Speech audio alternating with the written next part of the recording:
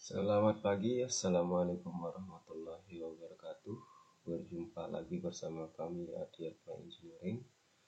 Pada kesempatan kali ini atau pada video kali ini, kami akan membahas tentang unsteady flow data ya. Jadi yang di awal kemarin dari Hekras bagian 1 sampai dengan Hekras bagian 5 sudah membahas tentang steady flow data ya. Jadi dari pembuatan geometri data, terus input long dan cross dari sungai tersebut, sampai dengan pemasukan nilai milling dari masing-masing cross section, terus untuk memasukkan right bank, right over bank, jadi untuk panjang dari tanggul kiri sampai dengan tanggul kanan, terus batasan tanggul kiri dan tanggul kanan. Setelah itu sampai dengan terakhir kemarin, yaitu bagaimana memasukkan jembatan ya, jembatan di posisi sungai tersebut ya. Entah itu jembatan atau sejenis pok atau sejenis bendung atau embung segala macam. Jadi tergantung kondisi ya. Setelah sampai juga kita memasukkan batasan-batasan dari tebing sungai tersebut ya, kayak DV yang saya bilang kemarin. Jadi jika ingin belajar dari awal, mungkin bisa membuka video sebelumnya ya, dari Hekras bagian 1 sampai dengan Hekras bagian 5. Baik, pada kesempatan kali ini kami akan membahas tentang unsteady flow data ya. Ini baik, langsung saja. Jadi data yang kita gunakan supaya kita tidak mengulang lagi adalah dokumen sebelumnya ya. Jadi dokumen-dokumen yang sudah kita buat sebelumnya supaya kita tidak mengulang lagi untuk menginput data long dan cross dari sungai tersebut ya. Nah, setelah ada ini, yang pertama itu kan project, terus ada nanti plan, terus geometri design. Nah, ini geometri design itu yang tadi yang kami buka. Nah, terus di sini ada dua pilihan. Di awal pertemuan awal kemarin dari Hekras bagian 1 sampai dengan bagian 5 kita sudah membahas tentang steady flow ini ya. Nah, sekarang kita akan mencoba belajar tentang unsteady flow ya. Jadi kita bagaimana men-input data debit, terus pola dari aliran tersebut sampai dengan menginput data unsteady flow ya, data debit unsteady flow. Jadi apa itu data debit unsteady flow? Coba nanti kita jelaskan. Baik, langsung saja kita langsung ke edit ya. Nanti tinggal klik unsteady flow data. Nah, di sini ada boundary condition, ada initial condition ya. Baik, kita pertama ke initial condition dulu. Jadi ini tinggal kita ngambil batas hulu dan hilir dari sungai tersebut, dimana pada sungai kita yang kemarin itu dari titik 46 sampai dengan 1, jadi kita punya ada 46 cross ya. Nah, di posisi ini 46 ini adalah area hulunya ya. Jadi kita tinggal add sungainya dulu. Kita pilih yang pertama atau yang nomor 1 ya. Nah, di sini kita tuliskan initial flow ya. Initial flow itu kita ambilkan dari hasil analisis kita di beberapa kala ulang ya. Jadi bebas nanti kita mau pakai yang kala ulang yang mana, tapi dia itu nanti dalam bentuk satuan jam-jaman ya. Jadi nanti kelihatan grafik kayak begini dari start hitungan sampai dengan banjir maksimum, sampai nanti dia turun lagi di waktu ini ya. Ada waktu sama ada ketinggian banjir. Jadi itu yang dimaksud. Tidak kayak di analisis steady flow ya. Kalau steady flow itu langsung kita entry data key maksimum ya. Sementara kalau di unsteady flow data, kita ngentry-nya itu kemungkinan kalau kita mau ngambil key 100 ya, jadi start dari 0 jam sampai dengan jam terakhir 27 atau di 24 jamnya itu akan terjadi grafik seperti ini. Nah, data inilah yang akan kita inputkan ke Hekras. Nah, jadi itu namanya adalah unsteady flow ya. Baik. Nah, contoh sekarang kita copy saja yang key 100. Jadi kita copy keluar karena berhubung ini adalah masih dalam bentuk rumus, jadi kita value dulu di luar. Nah, ini yang RS pertama. Ini kan kalau kita melihat di perhitungan sebelumnya, di posisi Q1 ya. Jadi 11,277 ini adalah cash flow.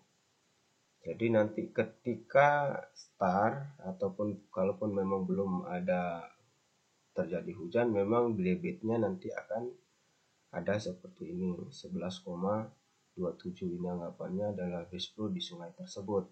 Jadi setelah terjadinya hujan nanti baru dia akan naik sampai dengan terjadinya puncak banjir di waktu atau di jam berapa, nanti secara perlahan dia akan turun lagi. Nah, ini adalah hidrograf banjir ya.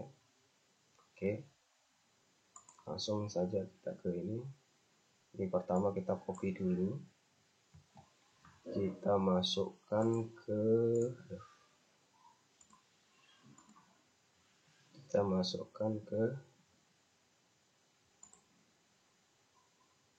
Hekasnya ya. Nah, posisi ini untuk initial condition di titik 0 sama di titik 46 ya. Baru setelah kita mengisi data di initial condition, baru kita lanjut ke boundary condition ya. Jadi ini kita add RS-nya dulu, kita all-kan saja. Oke. Jadi di sini adalah ada beberapa data cross ya, cross threshold kita. Nah, di titik akhir ya, atau di titik hulu ini kita pilih flow hydrograph. Oke, kita pilih flow hydrograph. Setelah itu baru nanti kita entry data. Ini kan per 29. Nah, jika kita ingin ya aliran tersebut itu dalam sehari atau dalam beberapa hari, kita tinggal entry datanya saja ya.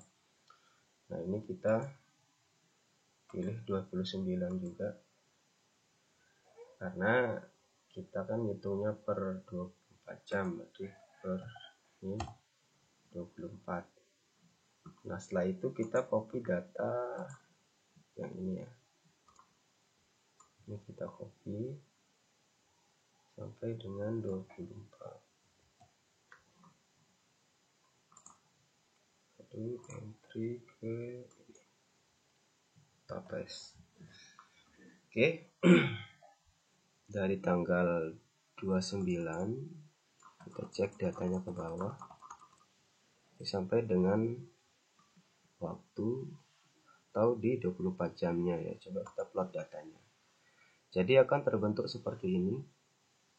Dari 0 jam sampai dengan 1 hari itu nanti akan terjadi seperti ini. Di sini ada puncak banjir ya. Oke, setelah itu baru kita ke 29. Oke, kita okekan saja dulu. Nah, baru ke ujungnya ya, kita harus mengisi pola ya, pola aliran. Jadi ini ada beberapa cara sebenarnya ya. Jadi ada hidrograph, ada stick flow. Ada stick hidrograph. Jadi nanti di sini juga sebenarnya kita bisa memasukkan pasang surutnya air laut ketika sungai tersebut nanti berada di hilir atau sudah mendekati pantai ya, atau sudah masuk ke laut. Cuman kalau memang sungai biasa masih berada di area hulu sebelum bertemunya dengan laut, kita bisa pakai normal depth. Nah, di sini kita tinggal masukkan slope dari sungai tersebut ya. 0,05. Oke. Nah, setelah itu baru kita save unsteady flow data. Nah, ini kita kasih nama unsteady latihan. Save. Oke. Kita save steady flow, kita tutup. Nah, ini sudah ada masuk steady flow latihan ya. Baik, kita akan mencoba running. Jadi mungkin nanti pada saat running ini adalah ada beberapa error ya. Nanti kita akan coba cari tahu kenapa ya. Jadi biasanya kalau kita nyoba pertama kali itu memang akan banyak error. Kecuali kalau kita udah coba berulang kali, nanti kita udah mengerti maksudnya, baru bisa gitu. Tapi teman-teman biasanya kan kalau nyoba pertama kali itu pasti banyak error. Nah, nanti kita akan coba juga melihat di sini errornya apa ya. Coba kita run analysis unsteady flow. Nah, ini kan sudah ngelink ke yang tadi, coba langsung kita compute. Nah, ini ada beberapa error ya. Jadi Reaper Reach RS42BR. Nah, jadi break culvert. Nah, ini yang buat dia error itu karena belum ada masuk data ke input data yang tadi, ke jembatan atau ke bangunan-bangunan yang ada di melintang sungai. Jadi ini coba untuk mempersingkat lagi ya, kita coba untuk menghapus saja ya. Coba kita langsung buka di geometri datanya, langsung buka di culvert. Ini untuk sementara kita hapus saja supaya kita bisa ngerannya langsung ya. Ini ada caranya sebenarnya nanti kalaupun memang ini kita memasukkan juga ke unsteady flow data, tapi mungkin nanti kita akan buat di video berikutnya ya. Oke, ini kita hapus dulu jembatan-jembatan yang ada. Oke, sudah semua.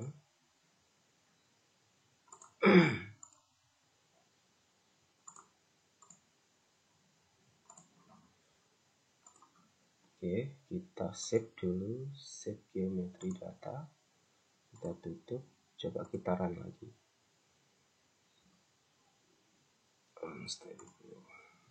Oke, coba input. Baik, running unsteady flow data sudah berhasil. Jadi ketika nanti sudah kelihatan di sini udah runningnya sudah posisi biru semua, ini berarti sudah berhasil ya. Coba kita lihat datanya.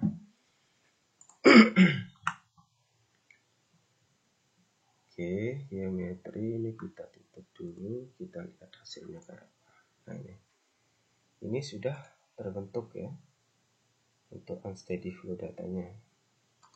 Coba kita lihat profile. Nah, ini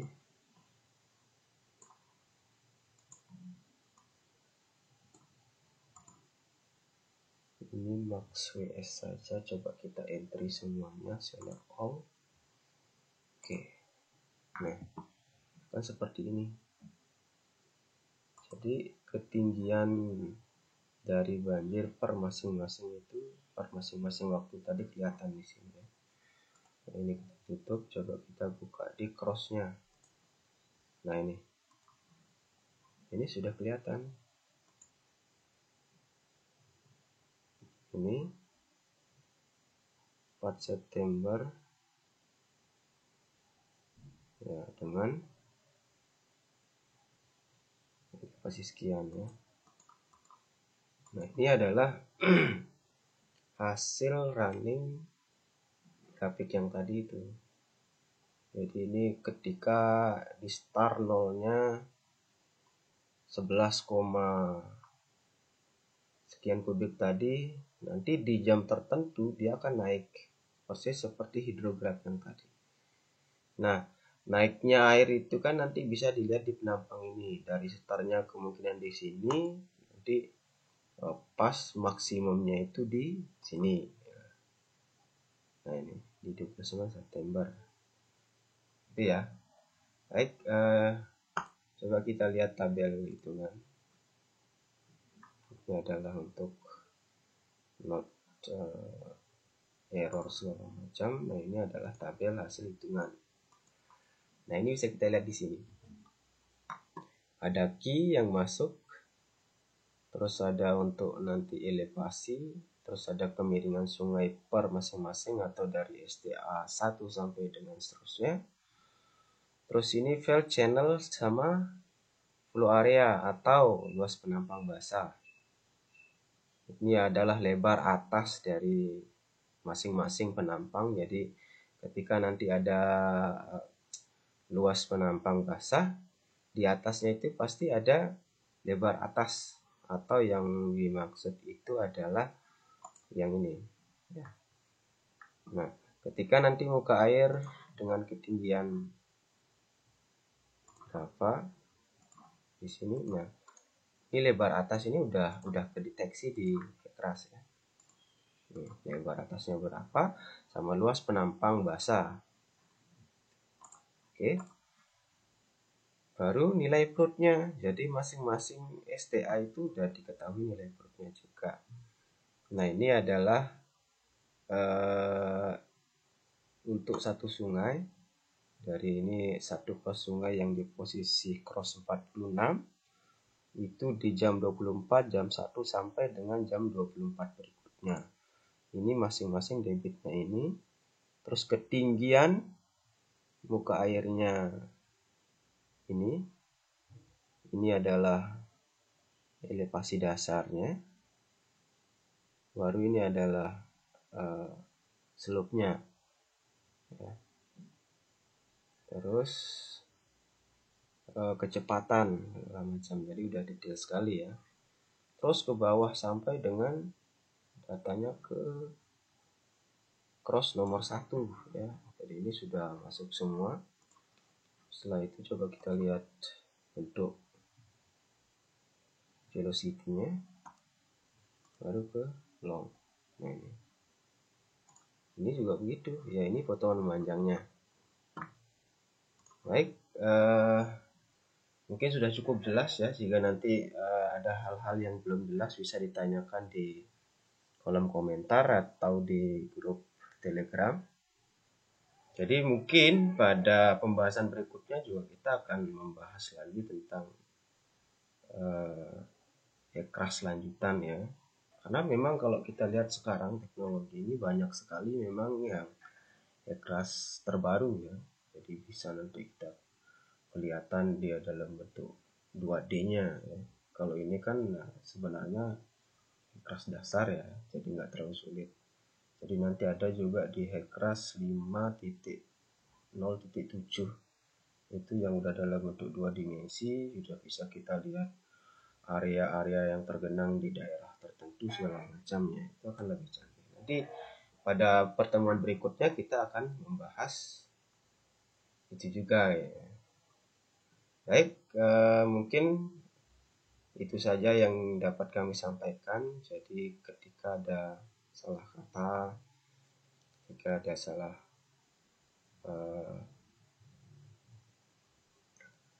salah ucapan segala macam, ya kami mohon maaf ya. Jadi tujuan kita sebenarnya semua di sini adalah untuk sama-sama belajar ya. Jadi bukan kami sebenarnya mengajarkan, itu bukan.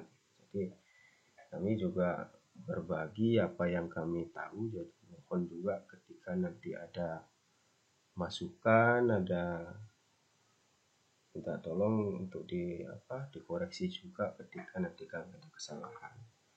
Baik, itu saja mungkin yang dapat kami sampaikan. Lebih kurangnya kami mohon maaf. Ketika video ini bermanfaat, mohon untuk dibagikan supaya teman-teman yang lain bisa belajar. Baik, itu saja. Lebih kurangnya kami mohon maaf. Wassalamualaikum warahmatullahi wabarakatuh.